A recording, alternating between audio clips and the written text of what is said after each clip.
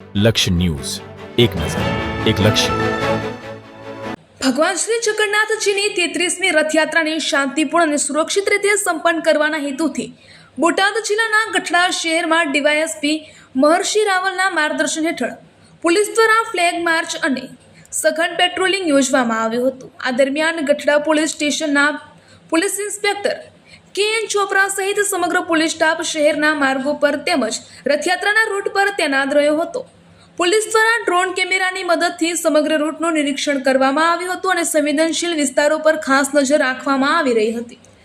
DYSP મહર્ષિ રાવલે સમગ્ર રૂટનું નિરીક્ષણ કરીને સુરક્ષા વ્યવસ્થાની સમીક્ષા કરી હતી. તેમણે નાગરિકોને અપીલ કરી હતી કે રથયાત્રા દરમિયાન શાંતિ અને સૌહાર્દ જાળવી પોલીસને સંપૂર્ણ સહકાર આપે. સાથે જ કોઈ પણ શંકાસ્પદ વ્યક્તિ કે અજુગતી પ્રવૃત્તિ જોવા મળે તો તાત્કાલિક પોલીસને જાણ કરવા જણાવ્યું હતું, જેથી કોઈ પણ અનિચ્છનીય ઘટના બનતા પહેલા જ યોગ્ય કાર્યવાહી કરી શકાય.